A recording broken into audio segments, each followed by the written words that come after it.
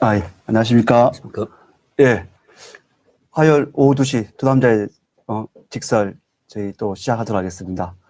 저는 리버티 코리아 포스트 나지훈 기자입니다. 네, 임수환입니다. 예. 뭐, 이번 주도 갑자기 날씨도 이렇게 추워지고 일도 많았습니다. 예, 저는, 지난주죠. 지난 주말에 그 지소미아 네. 그 금요일 자정으로 예정돼 있던 지소미아 파기가 중간에 이제 번복되면서 예, 연기 다시 또 되는 으로. 하나의 획을 그은 것 같습니다. 근데 그거 가지고 또 말이 많더라고요. 또 뭐, 청와대하고 또 아베 총리 측하고 예, 서로 또 이렇게 설왕설래 하고 있더라고요. 뭐 우리 정부에서 지소미아 파기를 중단시키는 명분을 찾기 위해서 막 전전긍긍하는 모습이죠. 네. 그래서 일본에서 상응하는 양보를 했기 때문에 또는 하기로 약속했기 때문에 네. 우리가 지소미아 파기를 종료한다. 이런 식으로 모양새를 취했는데 일본에서는 무역 문제에 대한 협상은 실무 협상은 시작하겠지만 거기에는 응하겠지만 우리가 확실하게 어떤 양보를 약속한 건 없다. 그런 네. 태도잖아요. 네. 그리고 그건 한국 자체의 전략적 결정이다. 이렇게 얘기를 하고 있잖아요. 네. 그러니까 원래 지소미아 파기를 하면서 뭡니까 반일 감정. 캠페인을 예, 벌였잖아요. 반일 감정 캠페인을 했죠. 그래서 뭐 죽창을 들고 나서자 뭐 네. 거북선이 어떻다 뭐 이런 식으로 분위기를 반일로 몰고 갔는데 그 궁극적인 목적은 뭐였어요? 토착 왜구를 토벌하자. 그렇죠. 그래서 정권 초 2년 동안 계속했던 적폐청산의 모멘텀을 되살리려는 그런 동기에서 있었던 일 아니에요? 네, 맞습니다. 그 반일 캠페인이라는 게. 또 결국은 또 뭡니까? 내년 총선에 그렇죠. 또 유리한 또 선점을 그거는 자기네 내부 보고서에서도 예, 보고서에 나왔죠, 그죠? 나왔습니다. 예. 양정철 거기 뭡니까? 연구소 거기서도 반일이 내년 총선에 네. 유리한 점이 있다. 네. 이런 보고서를 자기네 그 관계인들한테 쭉 돌렸죠. 예, 맞습니다. 민주연구원. 예, 그렇습니다. 그래서 이 지소미아는 물론 그 지소미아가 가진 국제정책적인 함의도 대단히 크지만 그건 지난주에 제가 좀 말씀해 주셨고 사실 정권의 그 권력 운영 계획에 있어서 큰 비중을 차지했던 거고 그리고 그때 마침 조국 씨가 민정수석으로부터 나와서 이제 법무장관이 되기 위해서 이렇게 자리를 옮기는 그 와중에 일으킨 게 이 지소미아 파기와 그 반일 캠페인이었잖아요. 그래서 자기네 통치 이 계획에서 중요한 사안이었는데 그게 좌절된 거죠, 지금. 분명히 좌절된 거죠. 그래서 조국에 대한 조국을 둘러싼 여러 가지 스캔들을 이 반일 법석으로 덮으려고 하던 의도도 효과를 못 받고 또 조국도 구해내지 못했고 조국은 지금 윤석열 검찰총장 손아귀에 포로로 잡혀 있는 셈이죠. 그러니까 이게 지금 정권의 하나의 그 통치 기획에서의 대실패작이다. 이렇게 봐야 되겠죠. 그래서 오늘 그 제목을 좌파 통치력 한계 드러내다. 이렇게 맞습니다. 곧 이제 더 할 말이 있는데 그거는 가면서 지나가면서 해서 하죠. 그래서 이 부분에 보면 그 KBS 또 성창경 위원장께서 저희들한테 또 이렇게 글을 주시면서 저희 칼럼에 보면 그 제목을 우선 보면 KBS의 지소미아 청와대 옹호 보도 부끄럽다. 이렇게 또 공룡노동조합 또 KBS 공룡노동조합 그러니까 성창경 위원장께서 모양새가 안 좋게 좌절된 것을 수습하기 위해서 허둥지둥하는 모습이죠. 네, 그러니까 KBS 보도가 24일 날 이렇게 9시 뉴스에서 보면 저도 느낀 거지만 그 성창균 위원께서 이렇게 글을 남겼습니다. 그날 그 세 꼭지 정도가 보도를 했는데 내용은 일본이 왜곡했다, 한국이 판정성했다 등 일방적으로 일본을 비난하고 청와대를 옹호하는 내용이었다. 뭐 대한민국 국영 방송인이 그 정도로서도 저희들은 좀 이해는 해줄 수는 있는데 이 말씀하셨어요. KBS 보도 내용도 일본이 무엇을 왜곡했는지, 한국이 왜 판정성을 했는지 명쾌한 설명을 찾아보기 힘들다. 그렇죠. 그리고 KBS 정도에는 또 기자하고 네트워크면 충분히 이 부분에 대해서 설명했어야 했는데 그냥 막연하게 한국이 이겼다, 판정성했다, 일본이 왜곡했다, 이렇게 해서는 좀 곤란하지 않느냐, 그렇죠. 지금 말씀 남긴 건데 국장님 그 부분은 어떻게 생각하십니까? 이건 자기네 그 주관적으로 이 한국의 역사도 자기네 주관적으로 해석하고 이 세상사도 다 자기네 주관적으로 해석하고 그 일방적으로 권력을 운영해 나가려고 그러고 네. 그런 걸 한 2년 또 했죠. 한 2년 동안 통했어요. 그러다가 이제는 현실에 부딪힌 거죠. 현실에. 분명한 현실에. 이 한반도라는 이 지정학적인 위치가 국제정치에서 가지는 그 엄연한 부분이 있는데 따로 떨어져 있지 않은 여러 연결망 속에 서 있는, 그리고 역사적인 하나의 그 진영이 있고 그런데 그거를 깡그리 무시하고 우리는 세상을 바꿀 거야 이런 단기 필마로 바꿔집니까 그게? 네. 그거는 이제 뭐 아주 초등학생 아이가 뭐 동화책에서 쓸 수 있는 이야기죠. 네. 그게 어른이 할 수 있는 얘기 아니죠. 맞습니다. 자, 오늘 또 이렇게 커피 한 잔씩 드시고 들고 또 저희들하고 드론드론 얘기를 하시면서 방송에 집중하시기보다는 지난번 어떤 분 말씀대로 만나서 저희한테 참 잘 듣고 있다. 라디오처럼 일을 하면서 참 듣기 좋았다. 한 시간이 금방 갔다. 그렇게 얘기하시는 분도 계셨고, 또 지금 실시간으로 오셔서 저희들하고 이렇게 또, 비록 같은 공간은 아니지만 또 이렇게 온라인상에서 얘기를 주고받고 마치 같이 있는 것처럼 그렇게 또 해주셔서 감사합니다. 이희선 님이 들어오셨고요. 프리브드님께서는 두 분 안녕하십니까? 실방 참석을 못하네요. 개인 사정으로 제 방 보겠습니다. 늘 응원합니다. 라고 해주셨는데 감사합니다. 제 방까지 또 챙겨봐 주셔서 너무 감사하고요. 하여튼 이런 부분들 때문에 저희들이 방송도 뭐 책임감 느끼지만 리버티 코리아 포스트 기사를 중심으로 또 하기 때문에 리버티 코리아 포스트에 대한 기사들에 대해서도 저희들이 많은 책임감을 느끼고 있다는 점을 다시 한번 말씀을 드립니다.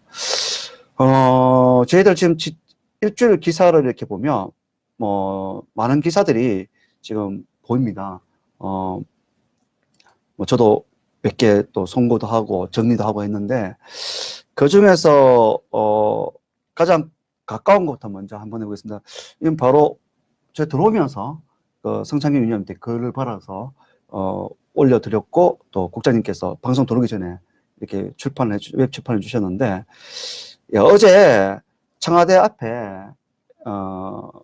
경찰들이 뭐 특공대들하고 이렇게 전경들이 와서 지금 한 50여 동안 좀 날이 이리 추운 가운데 또 지난번 비도 오고 가운데도 아랑곳 하지 않고 거기서 예배를 드리시고 지금 이 정권에 대해서 이렇게 규탄 아닌 진짜 대한민국을 사랑하는 그런 예배를 드리고 계시는데 거기를 지금 진압을 하겠다고 또 더군다나 자유한국당 황교안 총리 대표께서도 지금 거기 단식 농성을 지금 하고 있습니다.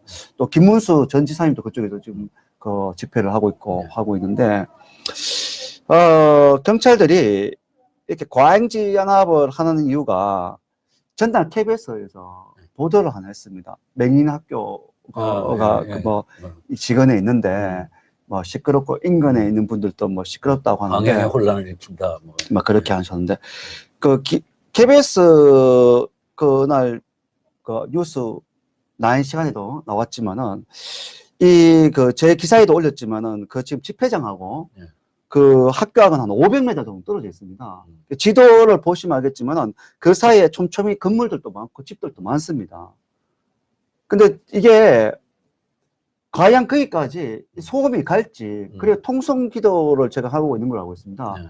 한 그 하루에 3번 정도 거쳐서 그 기도가 그렇게 소음인지 되게 묻고 싶고, KBS는 그 50년 동안 이렇게 통성 기도와 뭐 이렇게 지금 그 대한민국 애국 집회 기도를 하고 있다는 거를 단 한 번도 방송을 하지 않았습니다.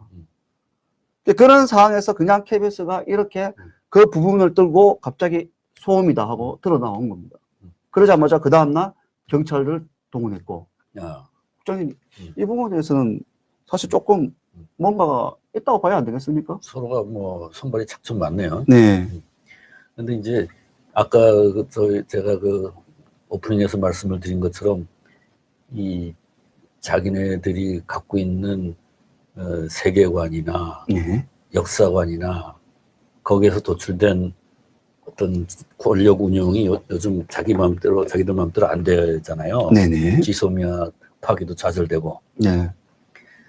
이러니까 이제 설득이라든가 선동으로 이제 하던 거를 그 한계를 느낄수록 점점 어떻게 되겠어요?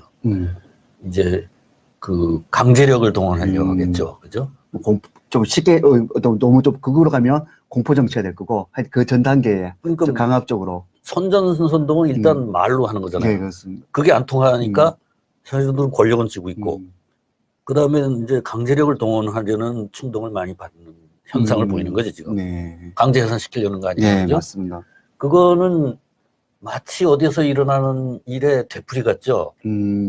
홍콩에서 일어나는 일에. 네. 홍콩에서도 막 맞습니다. 실탄 발사하고 네. 막 이렇게 강제력을 동원하잖아요, 맞습니다. 경찰이. 네. 그러다가 그제 선거에서 참패했죠, 공산당이. 네. 네. 지금 우리나라의 이 좌파 정부도 권력도 그 중국 공산당하고 비슷한 모습을 지금 보이는 그러한 느낌을 받고 있어요. 그러니까 이 명분에서는 자꾸 밀리고 자기네들이. 아, 네. 그러니까 이제 점점 강제력으로 어떻게 해결을 해보려는 충동에 이제 몰리는 거죠.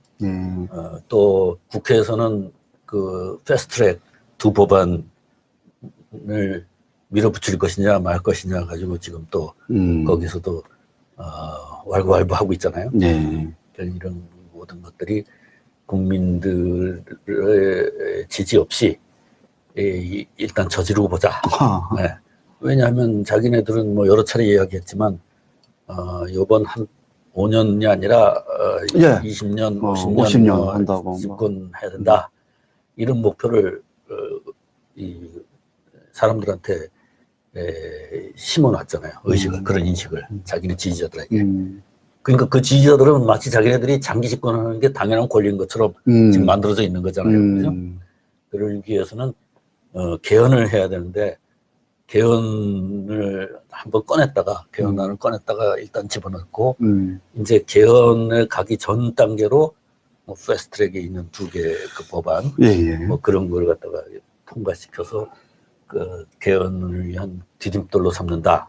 뭐 이런 식으로 지금 몰고 가는 그런 모습이 그냥 이 숨어져 있는 계획이 아니고 누가 봐도 뻔히 보이는 그런 상태에 지금 가 있죠, 그죠? 네, 맞습니다. 그러니까 국민들한테 그게 설득이 되겠어요? 뻔히 보이는데. 네. 그 아마 자기네들도 괴로울 거예요. 이럴 수도 없고 저럴 수도 없고. 그러니까 이 처방도 그 약효가 있을 것 같지 않고 저 처방도 있을 것 같지 않고 그렇죠. 그런 상태일 것 같아요, 자기네들도. 우왕좌왕하는 거지. 지금 연동제 비례선거제하고 지금 공수처 설치법에 대해서 말씀 주셨는데, 이게 지금 국회 패스트트랙 뭐 지금 뭐 신속 처리 뭐 안건이라고 해서 지금 27일과 다음 달 3일 본회의에 이제 지금 뭐 부의된다고. 그것도 2 법안을 패스트트랙으로 처리를 한다는 거는 그거는 이제 이 평상시에 국회 그 절차를 뛰어넘는 좀 무시하는 거 아닙니까? 뛰어넘기 위한 애초에 합의가 있었던 거 아니에요. 예, 예. 작년에 그 뭐, 한나라당에서 막 사인도 해주고 한국당에서 막 예. 농성하고 할 때 예, 예. 그때 이미 법안이 확정돼 있어야 될 거 아니에요. 아, 그렇죠. 근데 지금 왔다 갔다 하고 있거든 아직도. 그렇죠. 그러니까 이게 또 말이 안 되는 소리예요. 예. 패스트트랙을 하는 법안이 어떻게 예. 확정이 안 돼 있고 이러한 이안이 나왔다, 저안이 나왔다, 들락날락하냐 이거예요. 그래서 제가 왜 이 날짜를 지금 이번 달 27일, 다음 달 3일 이렇게 말씀드렸냐면 이걸 실행하기 위해서 반대 목소리들을 아까 말씀드린 대로 공권력을 동원해서 잠재우려고 하는 그런 부분도 할 수가 지금 있다고 저 보여지거든요. 그러니까 양쪽이 지금 같이 가는 거예요. 예. 국회 내에서의 패스트트랙 그 통과 강행과 이 여러 가지 뭐 시위에 강제력을 동원한 진영과 이게 지금 동시에 지금 가고 있는 모습이잖아요. 근데 그거를 국민들이 이제 보면은 보이잖아요, 국민 눈에. 네. 그러면 아, 이 사람들이 강제력으로 저러는구나. 그러고 나면 이제 내년 선거에서 이제 벌을 받겠죠. 아, 네. 그 유권자들이 그럴 때는 꼭 그 벌을 주더라고. 줘야죠. 네. 큰, 그 아주 홍콩에서 그게 드러났잖아요. 네, 맞습니다. 아주 큰 벌을 줘야죠. 그러니까 자기네들도 지금 상당히 그 갈팡질팡 하는 것 같아요. 자기네들도 그 생각 못 하겠어요, 지금? 자기네들도 하겠지. 근데, 정치한 지 오래됐는데. 예. 근데 어제 중앙일보를 보고 있으면 그 홍준표 네. 전 한국당, 그 자유한국당 대표가 한교안 현 대표를 찾아가서 네. 단식을 만료하면서 이런 얘기를 합니다. 공수처를 내주고 선거법을 막아야 한다. 네. 저는 홍준표 아저씨 한 번씩 이렇게 보고 있으면 참 이해가 안 됩니다. 글쎄요, 이게 지금 공수처를 내주고 선거법을 막는다. 지금 방금 국장님께서 말씀하셨지만은 지금 자기네들끼리도 합의가 안 된 상황에서 지금 패스트 트랙을 한다고 하는 이걸부터 패스트 트랙부터 막고 국회에 원래 하던 이미 있지 않습니까? 뭐 상임위에 오기 전에 본인 올라가기 전에 안건에 그러니까 조율도 하고 이런 절차를 걸칠 생각하지 않고 꼭 저쪽에 맞춰놓은 날짜에 뭔가를 해주려고 하는 듯한 지금 인상을 보이거든요. 그러니까 이제 공수처를 내주면은 그 윤석열 권력을 뺏는 거 아니에요? 검찰총장이. 그렇네요. 맞네요. 권한을. 예, 권력이 아니라 권한을. 뺏는 거네요. 맞습니다. 그렇게 되면, 문재인 정부로서는 속이 시원하겠지. 패스트트랙, 선거법에서도 물론 자기네들이 손해를 보긴 하지만 우선 다급한 게 지금 윤석열이잖아요. 네. 윤석열은 계속 수사를 하고 있으니까. 네. 그리고 지금 유재수가 지금 구속영장 청구됐죠? 네, 지금 이게 또 유재수 씨 얘기에서 말씀인데 지금 조선일보 단독 보도가 보면 유재수 감찰 중단 뒤 민정수석실은 잠시만요. 이게 제가 지금 첩보선 특감 반원 내쫓으려 했다고 합니다. 이게 무슨 얘기냐면 지금 그 유재수 씨가 사과하러 찾아온 특감 반원에 아직도 거기 있냐는 핀잔을 듣기도 했는 말입니다. 그래서 특감반을 겨냥한 투서 빌미로 검찰 출신 둘만 찍어 지금 복귀 결정을 했다 등 여러 가지 지금 얘기들이 나오고 있는데요. 좌우지간 이 기사를 보고 있으면서 느끼는 거는 하여튼 조국 씨가 민정수석실에 있으면서 무소불위의 권력을 근데 이제 이 유재수 건 같은 경우에는 조국 선이 아니고 조국 윗선으로부터의 압력이 내려왔다는 게 지금 언론에서 계속 보도되고 있거든요. 네. 그게 지금 검찰에서 나오는 정보라고요. 그러니까 이게 좀 심각한 거예요. 권력의 그 핵심을 향해서 지금 검찰을 수사가 가고 있다는 이야기가 되는 거라고요. 그러니까 뭐 검찰이 일부러 거기를 겨냥해서 수사한 게 아니라 유재수를 수사를 하다 보니까 그렇죠. 민정수석실 윗선이다 이렇게 나오는 거 아니에요 지금. 그러니까 그리고 또 유재수라는 사람이 노무현 정부 때부터 권력 핵심부에서 일했던 사람이라는 거 아닙니까? 예, 맞습니다. 예, 그 노무현 정부 시절 청와대 제1 부서실하고 민정수석실 등에서 근무하면서 문재인 대통령의 책 측근인 그 삼철 중 한 명인 이호철 전 청와대 민정수석을 비롯해 김경수 경남지사, 윤건영 청와대 국정기획 상황실장 등과 친분이 있는 것으로 알려져 있습니다. 지금. 그러니까 정권 실세 그룹에 들어가 있었던 사람. 네, 맞습니다. 중국말로 하면 라오펑유, 라오펑요. 오랜 친구라는 거예요. 오랜 친구. 오랜 친구 사이니까 뭐 서로 아는 것도 많고 같이 저질러 놓은 것도 많다 이런 얘기인데, 이게 지금 굉장히 무서운 지금 다이너마이트가 타고 들어가는 이런 상태인데, 홍준표 전 대표가 지금 가서 그것을 여당 원하는 대로 해주자 이런 말을 한 셈이 된 거죠. 그렇죠. 예, 맞습니다. 그러면은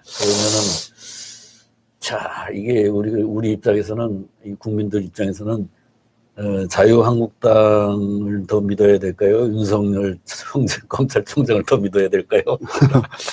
사실 제도권에 대해서 불신은 사실은 뭐 오랜 시간부터 있었던 건 사실이고요. 하여튼 전 홍준표 전 대표의 이런 발언들은 사실 참 힘 빼는 것 같습니다. 솔직히 힘을 좀 빼는 것 같고 참 그런 것 같고. 향기님이 도우셨습니다. 우리 대장 예수께서 공산당 쳐부시고 계신다라는 말씀해 주셨고, 이전현님께서 선거법 개정은 국회의원 수를 조정하는 문제인데 민생과 무슨 관계가 있는지라고 하셨고, 그래픽님께서는 황 대표님은 끝까지 가실 듯, 이정자님께서는 황교안은 곧 응급실로 이송될 것 같다는 아주 좀 우려스러운 말씀도 하셨네요. 그 황교안 대표가 저 단식 투쟁을 하고 들어갔는데 뭐 황제 단식이니 뭐니 막 약을 올렸잖아요 또. 아유. 그러니까 이 양반이 단식을 그만둘려도 그만둘 수도 없게 됐어 지금. 예, 맞습니다. 여론이 지금 어떻게 보면 사람을 또 망치. 그렇게 약을 올려놨으니 그 사람이 오기가 있지. 그만두겠어요. 그러니까 굉장히 타격을 입게 생겼어. 건강에. 예, 진짜 건강에 타격을 입게, 말씀하신 대로 참 나쁜 게 뭐냐면, 저들의 단식을 또 지난번에 예전에 그 박근혜 정부실의 그 단식을 한번 보십시오. 뒤로 자기들 먹을 거 먹어가면서 앞에서는 그렇지 않은 척 하는 그런 장면들이 몇 번 포착이 됐었고, 또 하나는 뭐냐면, 그래는 그래도 텐트라도 치고 있었습니다. 우리 기사에 보시면 알 수 있겠지만 텐트를 못 치게 해가지고 천막 지금 그 뭔가 이거 비닐 장막 같은 걸 쳐놓고 그 밑에 지금 계시면서 그 24일입니까? 그날은 또 경찰에 또 침낭까지 또 빼들어갔다는 또 막 그런 막 급박한 얘기도 들어오고 있었는데요. 이게 정말 거기 뭐 사람도 들락거리지 못하게 하고 또 통제를 한다. 그 위에 이렇게 가로등 불 있지 않습니까? 항상 그 청와대에는 불을 켜는데 거기만치 불을 꺼가지고 어둡게 만들어 놓고 참 이런 말 있지 않습니까? 해도 너무한다. 정말 해도 너무하는 것 같다라는 생각을 가졌습니다. 말씀하신 대로 지금 이런 상황이기 때문에 지금 단식을 중단하기도 지금 힘든 게 됐습니다. 그렇죠. 사람을 그런 식으로 몰아세우면 그게 점점 극단적으로 가죠. 그게 정치하는 겁니까, 그게? 네, 맞습니다. 이게 좀 사실은 정치라는 것은 앞에 표면적 보이는 부분도 있지만 이면적으로 또 서로가 이렇게 자기들 이렇게 짝은 아니지만 맞춰가는 밸런스가 있는데 그것마저도 지금 다 잊어버린 것 같아요. 그 정치라는 거는 이 사회에서 이 평상의 절차에 의해서 해결되지 않는 갈등을 해결하는 무대가 정치 아니에요. 네, 맞습니다. 그러니까 가장 해결되지 않는 문제를 해결할 수 있는 사람, 그 사람들이 이제 정치계에 들어가서 활동을 하는 건데, 이런 식으로 아주 초보적인 그 갈등 해결의 자세도 안 돼 있는 사람들이 정치를 하니 자꾸 극단화되고 무슨 뭡니까 맨날 과거사 청산한다고 덤벼들고 말이죠. 어떻게 사람이 과거를 청산해요? 사람이 다 그 부모를 가지고 태어나고 또 자기의 노년은 젊은 시대의 역사가 의해서 노년 시대의 상황이 형성돼 있고 다 연결이 돼 있는 건데 그걸 맨날 청산한다고 세상을 바꾼다고. 세상을 어떻게 바꿔요, 당신네들이? 당신네들은 다 이 손발을 가지고 사는 사람이고 먹어서 살고 하는 사람들인데 무슨 재주로 세상을 바꾸냐고. 물론 어느 정도의 그 변화를 줄 수는 있지만 좀 남용을 하고 있어, 세상을 바꾼다는 말을. 그 말씀을 들으니까 그게 납니다. 그 혁명, 저쪽에서 혁명을 해서 혁명이라 이렇게 해서 지금 사회주의, 전체주의, 공산주의를 몰고 가면서 이런 얘기를 했지 않습니까? 보수는 불태워 죽이다. 맞아. 벌써 자기는 세상이라고 생각했기 때문에 보수는 불태워 죽인다라고 했다고 생각합니다. 예를 들면 자기들 세상 아니면 이렇게 할 거면 과정이면 보수를 불태워 주기 위해서 우리는 해야 된다고 이렇게 얘기했는데 그때는 딱 단정적이게 했거든요. 보수를 불태워 주겠다.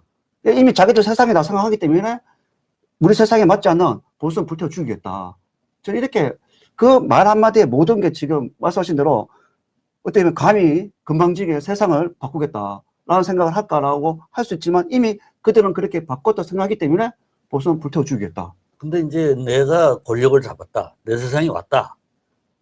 하면 그 반대자들을 어떻게 포용을 해서 이 사회에서 같이 살게 하는 게 정치지. 진자들을 불태워 죽이는 게 정치는 아니에요. 네, 맞습니다. 그죠? 예. 그 아주 무서운 발언한 겁니다. 그렇죠. 예, 그 발언에 대해서 분명 책임을 져야 될 겁니다.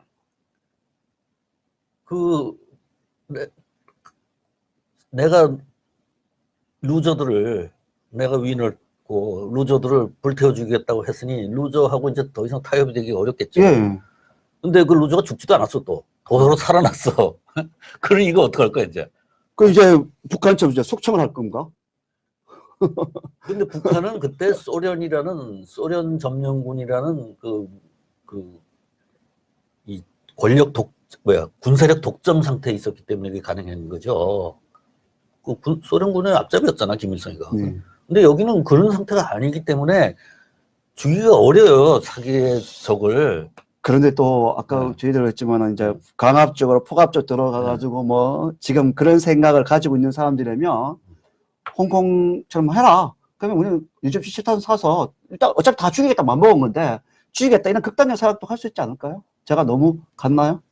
근데 그 지난 2년 넘게 동안 못했잖아요, 실행을.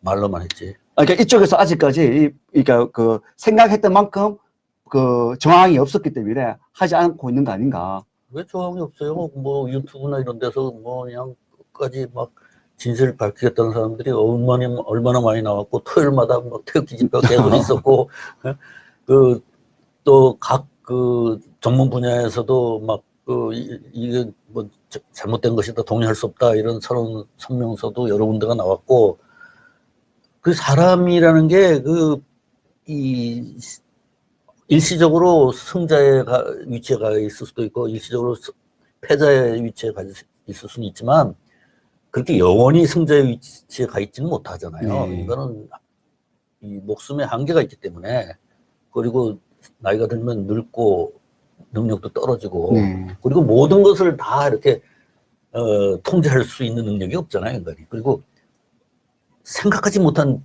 변칙들이 일어나는 것을 예측할 수 없고 뭐 정치학이라면 사회과학자들이 그걸 예측 못하거든요.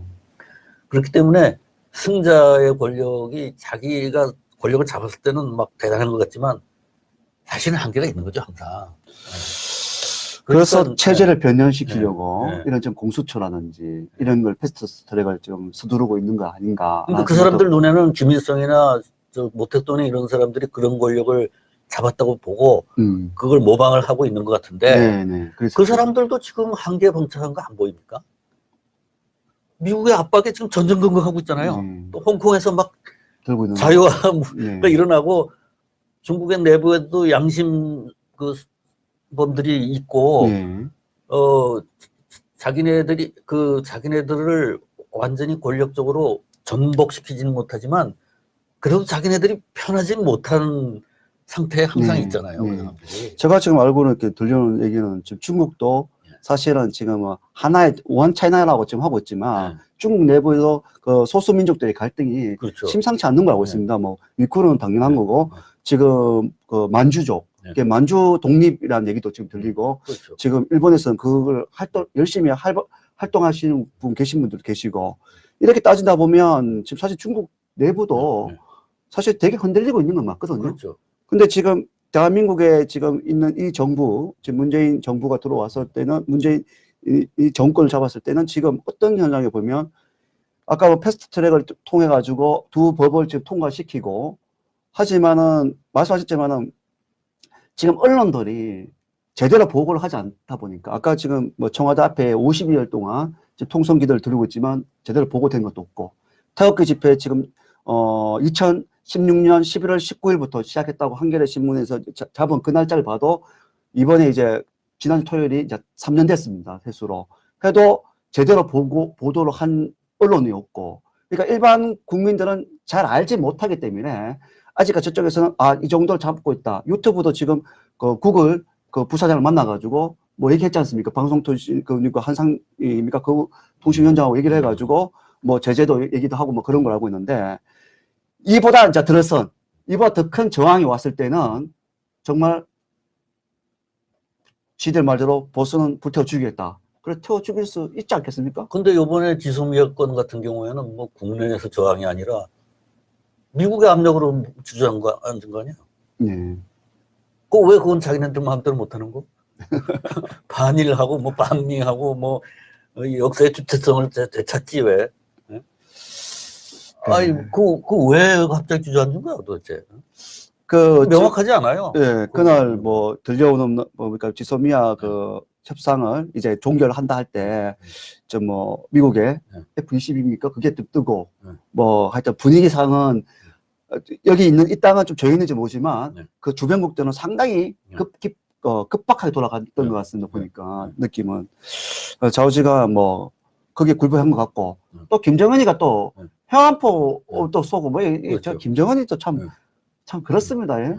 예, 와가지고 지금 남북 우리 9.19 남북 합의 그 군사 합의서를 지금 폐지하라 하고 있는데, 자기네들은 그걸 지금 통일이라고 지금 통일로 가는 길이라고 떠들고 있는데 불구하고 그 합의서를 지금 어긴 게 김정은이에요, 그죠? 그렇죠. 그런데도 불구하고 이 대한민국에 있는 정부는 한마디도 못하고 기껏해 국방부에서 뭐 이거 위반하지 마라. 군사 합의 위반이다. 뭐 그 정도에서 그 말 한마디 한 것도 지금까지는 없었던 일이에요. 그렇죠. 못했었어요. 그것도 못했죠. 네, 근데 지소미아 파기가 이제 무산되고 한미동맹이 계속 간다는 게 이제 확정되니까 아마 국방부도 원래 목소리를 조금 낸 게 아닌가 이런 짐작이 되는데, 지금 그 지소미아 파기 이후에 그 신문 보도에 의하면 그 진보 진영에서 진보 성향 600여 개 단체로 구성된 아베 규탄 시민행동 이런 단체가 있대요. 이 단체가 청와대 앞에서 그렇게 얘기했다는 거예요. 지소미아 종료 번복 문재인 정권 규탄 회견을 열었다는 거 아니에요. 참으로 굴욕적이다. 뭐 이렇게 했다. 민주노총도 또 숱한 말의 성체는 결국 눈속임이었고 아베 정권과 미 군부, 수뇌부 하다못해 청와대 앞에서 황제 단식 중인 황교안에게 굴복했다. 이렇게 또 비난했다는 거예요. 아이고. 이게 참, 민주노총에 지금 나왔는데, 사실 민주노총은 이게 노동자들이 모여있는 조합입니다. 근데 저 보면 미 군부, 수뇌부라고 이렇게 쓰고, 참, 말들이 참 자극적입니다. 그러니까 자기네 지지 세력들에게 이런 그 비난을 받으면서, 무소불위의 권력을 휘두르 보시지. 왜 지소미아를 파기를 안 하기로 했냐 이거예요.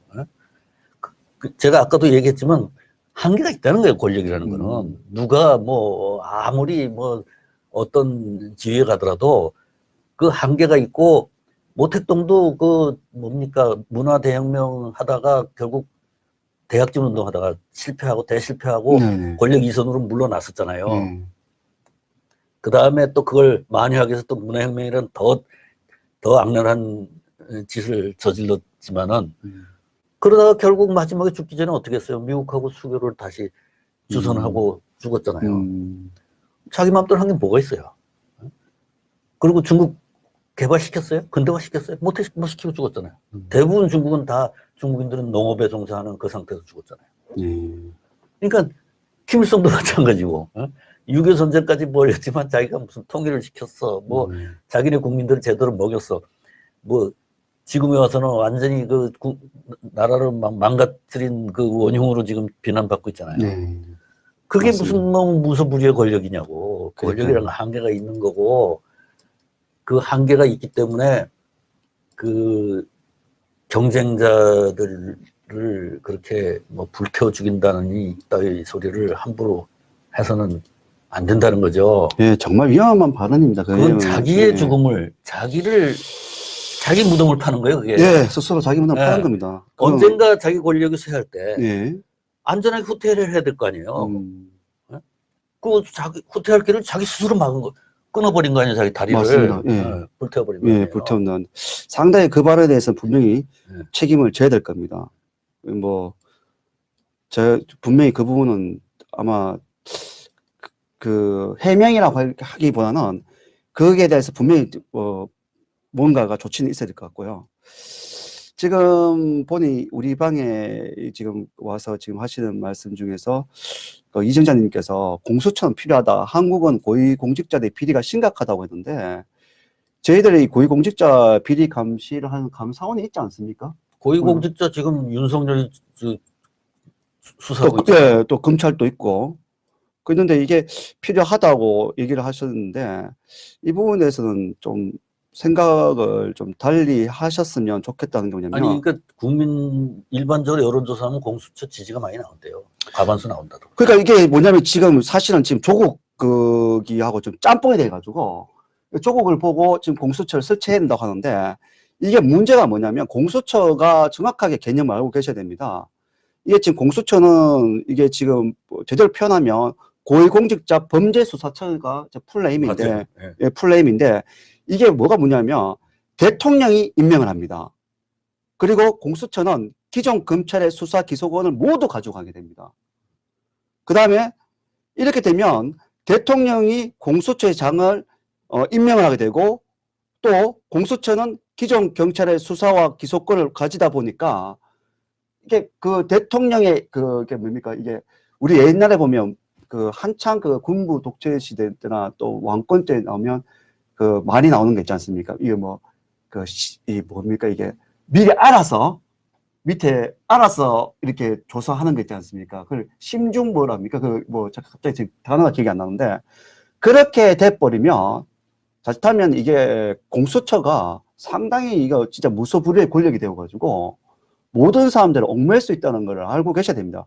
왜 이 말씀 드리냐면 우리는 상권 분립이 되어 있지 않습니까? 행정부, 입법부, 사법부가 있기 때문에 여기에서 각자 일만 잘하면 이 공수처 없이 아까 말씀대로 검찰총장이 고위공직자를 조사할 수 있는 그 분명히 그런 제도가 있는데도 불구하고 공수처를 또로 만들어서 그러니까 왜 문재인 그 아저씨가 공수처를 그렇게 강조하고 빨리 만들어야겠다 하는지 그걸 먼저 한번 생각을 해보자는 겁니다. 그렇다면은 우리가 좀 더 이게 여러 가지 좀 바른 생각이 나오지 않겠나 하는 생각을 가집니다. 그냥 그렇지 않습니까, 지금? 그 우리 헌법에 보면 이제 신체 자유 조항이 있습니다. 그 신체 자유를 제한하기 하는 행위가 이제 구속, 압수수색 뭐 이런 것들인데 네. 그런 것을 할 때는 검사가 신청하고 판사가 발행한 영장에 따라서 해야 한다 이렇게 돼 있다고 헌법에. 그건 뭐냐면 이제 신체 자유를 제한할 때는 검사와 판사에 의해서 적절한 절차를 거쳐서 영장이 발급되어야만 가능하지 아무나 그냥 할 수는 없다는 그런 조항이죠. 그래서 일단 우리 인간이 신체 자유를 구속당하면 그 다음에 뭐 다른 걸 아무것도 할 수가 없잖아요. 그렇죠, 맞습니다. 그래서 이제 개인의 자유의 가장 기본 그 부분을 그렇게 해놨고 그걸 보면 이제 검사가 우리의 신체 자유를 보호하는 역할을 하는 사람이라고 볼 수 있어요. 헌법에서 그렇게 역할이 주어진 거예요. 그러니까 검사가 막 그 죄인들을 막 수사를 하고 이러니까 무서운 이미지로 돼 있긴 하지만 우리 헌법에 검사에게 주어진 헌법이 준 기능은 이 인신의 자유의 보호자의 역할을 하도록 돼 있는 거라고요. 그래서 그런 이제 베이스 위에서 법에 의해서 우리의 자유가 보장되는 그 베이스 위에서 이 법의 통치, 이 법이 누구에게나 평등하게 공정하게 다 적용된다. 라는 게 이제 rule of law라고 이제 영어로는 그렇게 이야기하고 우리말로 하면 법의 통치라고 볼 수 있는데. 그래서 무죄 추정 원칙을 법의 지배. 예, 예. 무죄 추정 원칙을 지금 그래서 강요하는 거 아닙니까? 근데 이제 법의 지배에서 모든 사람에게 똑같이 법이 적용돼야 된다 할 때 이제 나오는 중요한 얘기가 최고 통치자도 마찬가지다라는 거예요. 네. 최고 통치자도 법의 지배하에 있어야 된다는 게 이제 그렇죠. 법의 지배 라는 것이 이 나라에 실현됐나 안 됐나를 측정을 할 때 그걸 가지고 이제 많이 얘기를 해요. 과연 최고 통치자는 예외인가? 최고 통치자도 법의 제약을 받는가? 뭐 하는 그런 바람에 건데, 박근혜 대통령도 그렇죠. 그 헌법 지금 그렇게 현재 한 거 아닙니까? 검찰 시스템에 의해서 대통령 탄핵이 됐잖아요. 네. 그리고 최고 통치자도 법에 의해서 제한을 받고 있고, 그런데 여기서 이제 고위공직자 수사처를 새로 만든다 하는 거는 상당히 지금 현재의 되어 있는 시스템에 데미지를 줄 수 있는 그런 소지가 있는 거라고 볼 수 있죠. 지금 현재 이 시스템을 잘 갖고 가는 게 일단은 필요한 일이에요, 우리한테는. 뭐냐면 이런 그 법의 지배에서 검찰의 안정성이 굉장히 중요한데, 안정성이라는 건 정치적으로 중립적인 네, 중립적 위치에 입장이 있어야 모든 사람에게 공정하게 법을 적용할 그렇죠. 거 아니에요. 그러기 위한 이제 린치핀으로 우리가 만들어 놓은 제도가 검사에게 임기를 준 거잖아요. 검찰총장에게 임기 준 거죠. 그리고 개별 사건에 대해서 검찰총장 이외에 누구도 개입하지 못하게 해놓고 검찰총장이 그 모든 책임을 지게 해놓고 그 사람에게는 2년의 임기를 줘서 2년 동안 정치적인 눈치를 보지 말고 임무에 임하라. 이렇게 해서 제도를 만드는 건데 그건 국회에서 통과시킨 법에 의해서 만든 거예요. 네, 그렇죠. 그 상권 분립이 정확히 돼 있는 거고. 여야의 합의에서 통과시킨 법인데 근데 이제 이 2년 임기가 잘 지켜지지 않죠. 그죠? 뭐 한두 사람 정도 2년 임기를 맞추고 제대로 좀 아주 체험분이 잘 안 계십니다. 되는데 그것이 이제 권력의 개입의 문제도 있겠지만 검찰 운영 자체를 잘 해야 되는 거예요. 권력과의 그 밸런스를 자기가 잘 민감하게 감지하고 이렇게 행동을 해줘야 된다고. 그런데 이제 그러니까 그러한 시스템, 아주 민감한 시스템이 안착을 하는데 시간이 걸린다고 봐야죠. 그러니까 지금 그게 안착해가는 과정이라고 이렇게 보면 되는데, 그걸 뭐 무조건 막 잘못된 부분만 들춰내가지고 제도를 갖다가 바꾼다. 그럼 뭐 또 뒤엎어놓고 나면 또 그것도 안정화시켜서 또 그만큼 시간이 가고. 세상에 완벽한 게 없지 않습니까? 지금 있는 제도를 가지고 말씀하신 대로 중립을 지켜주고 서로 보완해가면서 가는 게 맞지. 그러니까 제가 지금 왜 이런 말씀을 드리냐면 지금 홍준표 전 대표가 지금 공수처를 내주고 선거법 막아야 한다면 이 말에 또 혹해가지고 공수처를 해야 한다고 또 떠드는 분들이 계실 것 같습니다. 이게 지금 공수처는 그렇게 만만하게 지금 우리가 해줘서는 될 게 아닌 건 분명히 사실이거든요. 왜냐하면 권력을 주는 것들이 아까 그랬죠. 기소권과 수사권을 검찰 위에 주는 건데 대통령이 임명한 사람을 준단 말이에요. 그럼 그 사람이 대통령의 뭡니까? 그 보고를 합니까? 그 심기 경호를 합니까? 그런 식으로 해가지고 자기가 알아서 해버리면 과연 이건 나라가 아니지 않습니까? 말 그대로 국회의 보위부와 뭐 다를 게 뭐 있습니까?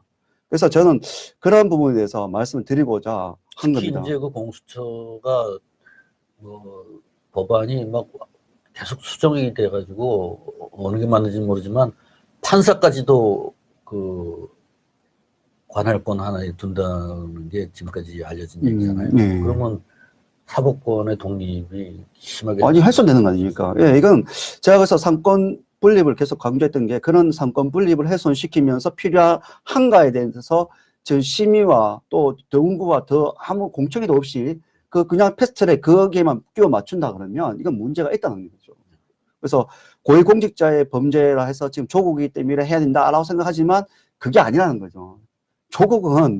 그건 진짜 뭐 인간이 아니지 않습니까? 이건 조국 정도의 인물이면 윤석열 지금 검찰총장이 열심히 지금 수사를 하고 있지 않습니까? 그럼에도 불구하고 지금 그 권력의 뒤를 가지고 교묘에 지금 빠져나가고 있는데 공수까지 되면은 과연 제대로 수사가 되겠습니까? 그런데 이제 여론조사에서 공수처에 대한 지지가 찬동이 많이 나오는 거는 이제 이 점을 봐야 돼요, 우리가.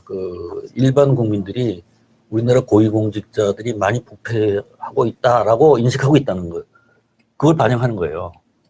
그러니까 그 부패를 저는 그렇게 생각합니다. 그 부패가 우리 지금 기존에 있는 제도권 가지고 예. 못 막진 않을 거 아닙니까? 오히려 좀 더 잘하라고 강화시켜 주는 게 그러니까 맞는 거지. 우리가 지금까지 이제 그것을 위해서 공수처가 필요한가에 대해서는 이제 쭉 계속 얘기를 해왔는데 예. 나는 그거하고 또 다른 주제로 네. 일반 국민들의 인식이 우리나라 고위공직자들이 청렴하다고 인식하지 않고 굉장히 많이 부패한다고 인식하지 않나. 그러니까 공수처 설치에 대한 지지가 많이 나오는 거 아니냐. 그걸 좀 말씀드리는 거죠. 예, 저는 또 거기에 좀 말씀드리고 싶은 게 뭐냐면, 어떻게 저는 생각하세요? 그렇게 생각합니다. 이게 일반 국민들이 부정부패에 대한 인식을 제대로 못했다는 것도 있지만, 공수처의, 그러니까 단점을 부각시키지 못한 그 기존 메이저 언론들의 문제도 있다고 봅니다. 만약에 그게 정말 이렇게 인식이 제대로 되면, 이거 대통령이 받고, 대통령의 뜻에서 심기로 할 수도 있겠구나 하는 게 제대로 그 단점이 보도가 된다면, 저는 공수처는 반대할 것 제 같아요. 얘기는 그 얘기를 하는 게 아니라 공수처 찬반을 얘기하는 게 아니라 일반 이제 그 시민들이 공수처에 찬성합니까? 반대합니까? 공수처 설치에. 그때 그 대응을 하면서 찬성합니다 얘기할 때는 공수처가 뭔지를 분명히 알고 하기보다는 공수처가 필요하다, 뭔가 고위공직자들의 부패 문제를 대응할 필요가 있다라는 의사의 표현이라고 나는 봐요, 그게. 그만큼, 그러면 그런 이야기를, 그런 의사를 표현했다는 거는 우리나라 고위공직자들이 부패한 것, 많이 부패했다.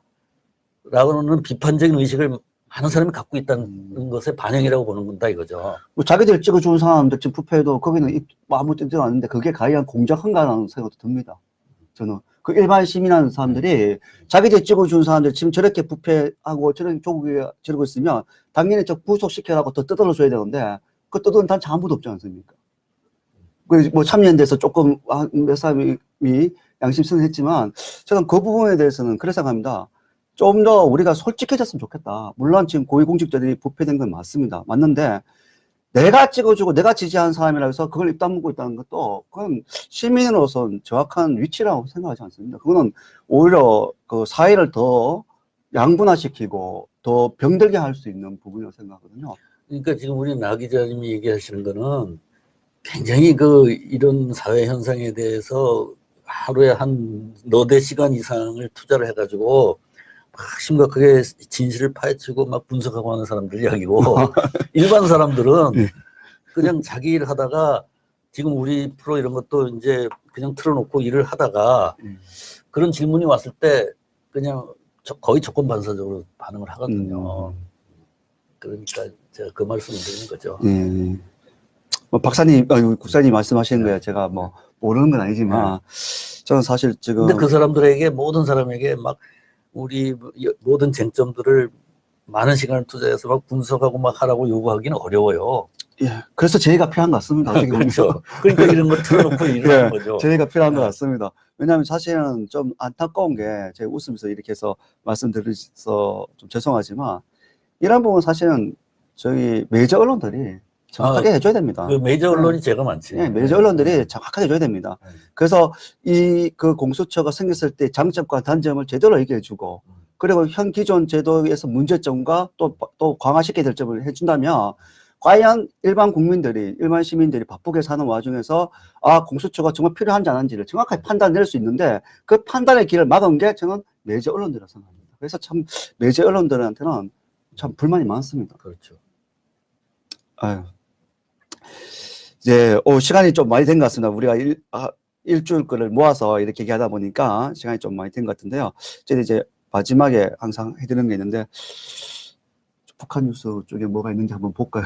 네. 한번 보겠습니다. 북한 쪽에 뭐가 있는지 한번 보겠습니다.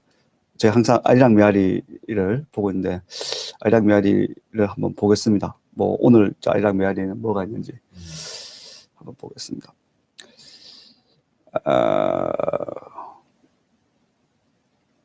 우선 눈에 딱 띄는 기사가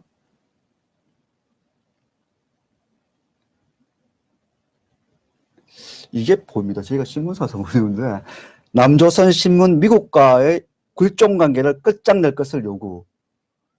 이걸 하고 있는데, 무슨 소리인지 이건 뭐. 예, 이게 지금 눈에 얼른 보입니다. 한번, 기사도 상당히 짧네요. 한번 읽어보겠습니다. 제목이 남조선 신문 미국과의 굴종 관계를 끝장낼 것을 요구. 얼마 전 남조선 인터ネット 신문 민중의 소리가 남조선에 대한 미국의 압력을 규탄하는 사설을 실었다. 사설은 방위비 분담금 특별협정 체결을 위한 협상을 계기로 남조선에 대한 미국의 압력이 극도에 달하고 있다고 밝혔다.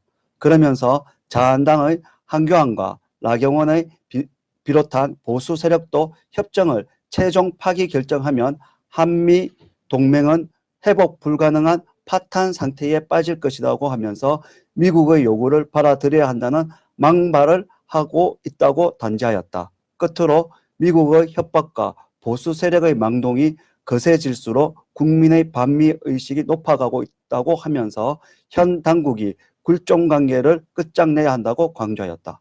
이건 은근히 문재인 아저씨한테 압박 주는 것 같은데요? 어떻습니까? 지금 이제 우리가 지소미아 파기는 중단했지만 한미 방위비 분담 분담 협정이 남아 있죠. 그래서 이제 여기에 또 반미냐 친미냐 하는 그 이념적인 갈등이 개입할 소지가 크게 열려 있어요. 근데 여기에 대해서는 미국에서도 미국 정부가 너무 급격하게 방위비 한국에게 분담량을 급격하게 늘렸다. 뭐 5배, 5배 정도 5배 정도. 예. 그런 비판이 그 트럼프 행정부가 잘못하고 있다라는 비판이 미국 내부에서도 나오고 있죠. 그리고 한국에서도 이제 이건 좀 너무 심하다라는 게 중론이라고 봐야 되겠죠. 네.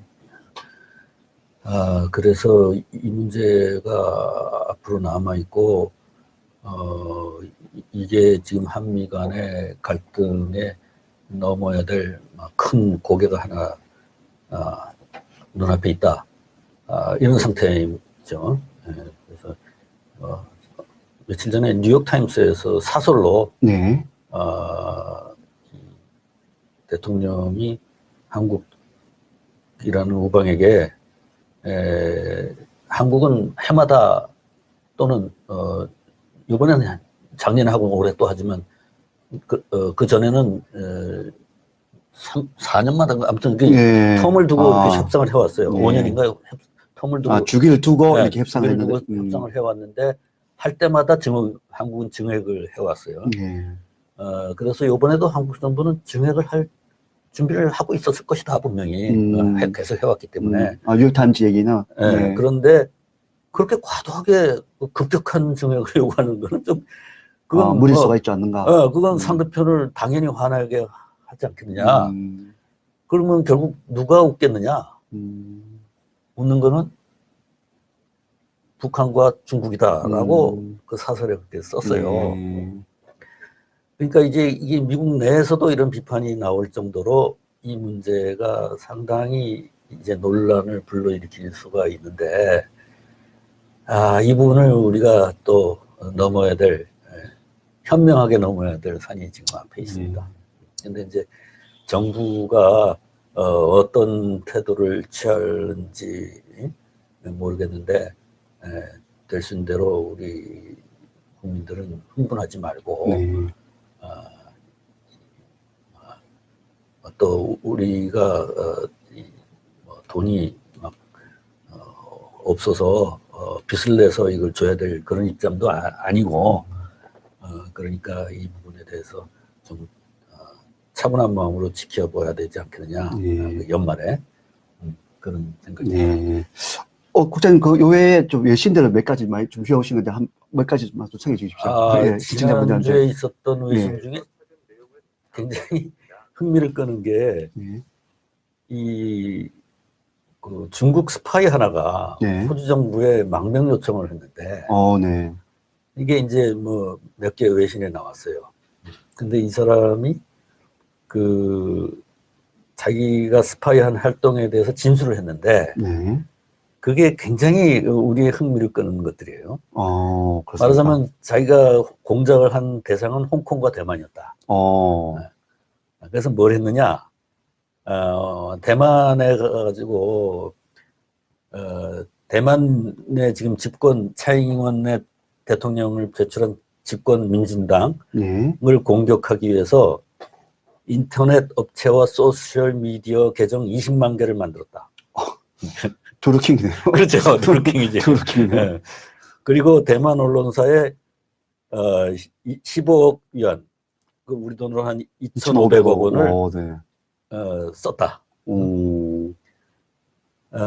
또 친중 성향으로 분리되는 국민당 후보에게 2천만 위안을 기부하기도 했다. 와. 뭐 이런 이제 진술을 했어요. 그러니까 이제 이 진술에 대해서 서방의 이제 분석가들이 굉장히 지금 관심을 보이고 있는데, 왜냐하면 네. 모두들 짐작하고 있었던 일이에요.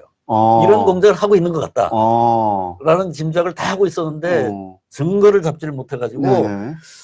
이제 확실하게 말을 못하고 있었는데 이런 진술이 드디어 나온 거예요. 예. 스파이에 의해서. 네. 이 스파이는 이제 호주에 망명을 신청을 하고 있는데, 근데 이제 이게 그렇다고 해서 분명한 증거가 또 물증이 있는 건 아니에요. 네. 이 사람의 진술이 있을 뿐이지. 네네. 그만큼 이 공작기관들은 자기의 공작원이 배신을 하더라도 배신할 때를 대비해서 물증을 남기지 않고 점조직으로 이렇게 운영을 하잖아요. 네. 그러다 보니까 이제 이 사람의 이야기가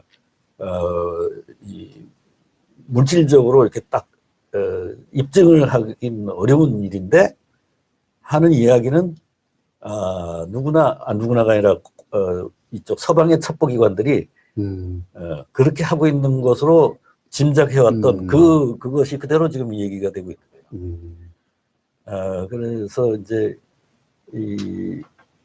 그 호주에서 이 문제를 지금 조사를 하고, 또 대만 쪽에서도 그 차이잉원 대통령이 그래 맞아, 쟤들이 우리 당을 모함하기 위해서 그런 공작을 하는 걸로 나도 알고 있었어. 그래서 우리가 수사에 적극 협조하겠어. 막 이러고 있어요. 그래서 이게 외신에 상당히 그 주목을 받은.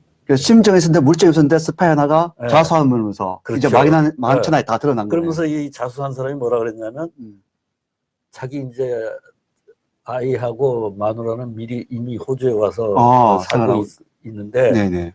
호주에 와서 가족들과 합류를 하다 보니까 심경의 변화가 일어났다. 그리고 내가 민주주의를 잘하고 있는 나라, 대만 같은 나라를 그 민주주의를 망가뜨리는 일을 내가 하고 있다는 게 양심의 가책을 느끼게 됐다. 이야. 그래서 내가 이거를 실토를 하고 망명을 신청한다. 뭐 그런데 이제 망명이 될지 안 될지는 아직 확실하진 않다. 그런 이야기예요. 그래서 그리고 이 사람이 또 한국 여권도 또 들고 다녔다 그러고. 그러니까, 지금 중국에 지금 한국 위조 여권이 많답니다. 뭡니까? 중국 이 국가안전부, 거기서 이제, 거기 스파이니까, 거기 소속 스파이니까, 거기에, 담당 총수가 있더라고. 이름이 시앙이라는 총수가 있고, 그 밑에 자기가 일을 했는데, 그 시앙이라는 총수가 이제 만들어준 거지. 여권과 비자까지. 딱 만들어주면 이제 그걸 갖고 활동을 하게 다녔다 그러는데, 이거를 이제 왜 이거를 주의 깊게 읽을 수밖에 없냐면, 여기 자기가 썼던 여권이 있네요, 여기. 한국 이름이 있네요. 조경미라고 있네요. 이거는 이제 발행자 발행자네. 담당자고. 예, 한국 이 사람 성은 왕이에요. 왕이네. 왕이네요. 근데 이제 이 동일한 공작이 한국을 향해서도 이루어지고 있지 않겠느냐. 우리는 그렇게 바로 짐작할 수밖에 없잖아요. 그렇죠? 그러네요. 그 많은 돈을 이제 쓰고, 그리고 점조직으로 돼 있고, 그 다음에 이 사람의 상관인 시앙이라는 사람은 굉장한 기업가로서 활동을 하는 거예요. 그러니까 많은 기업을 거느리고 있어. 그룹 총회장이야. 그러네. 그러니까 그 기업들은 다 이제 위장 기업이지. 그러네요. 거기에 자기는 그 기업의 피고용인으로 일을 한 거야. 야, 이게 지금 그 중국 이 사람이, 스파이의 이 사람. 자수를 지금 한 건데, 우리 지금 말씀하신 대로 지금 이 땅이 이렇게 흔들리게 되고, 뭐 탄핵부터 해서 그렇게 공작했던 사람들의 어떤, 뭐, 자수라기보다는 양심 발언을 기다려 봅니다. 그러니까 이제 우리가 해야 될 거는 뭐냐면 이런 스파이를 뭐 활동하는 걸 우리 다 뽑을 수는 없어요. 네. 그냥 그런 스파이들이 활동하고 있고 우리 사회에 공작을 하고 있을 것이다. 라고 전제를 하고 행동을 해야 되는 거죠. 네. 네. 스카이 제다님께서 공수처의 백도 혈통은 보위부에서 수사한다. 고위 공무원들은 보위부에서 따로 수사한다. 네. 스카이 제다님께서 또 악용례 술 먹고 싸우다가 경찰서에 끌려가면 공수처에서 가져가서 수사한다. 이렇게 또 말씀드렸고, 촛불 집회에 중국 유학생 2만 명 나왔던 기사도 혹시 이렇게 지금 그런 부분.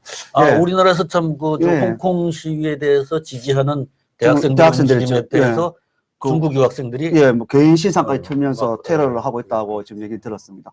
좌우지간 그 중국의 그 손이 얼마나 뻗칠지 모르지만 아까 말씀하신 대로 아무리 권력을 가지고 있다 하더라도 그것을 악용하고 또 끝까지 갈 수 없다는 것은 누구나 다 아는 사실이기 때문에 저희들 끝까지 투쟁하면서 이렇게 지켜나가야 될 것 같습니다. 오늘 방송은 여기서 마치도록 하겠습니다. 너무 긴 시간 또 시청해 주셔서 감사하고요. 또 다음 주에는 좀 더 알찬 방송 말씀드리면서 위에 이렇게 있는 내용들 좀 잘 보시고 후원해 주시고 통일약과 또 많이 좀 부탁드리겠습니다. 네, 수고하셨습니다. 수고하셨습니다. 네, 고맙습니다. 고맙습니다.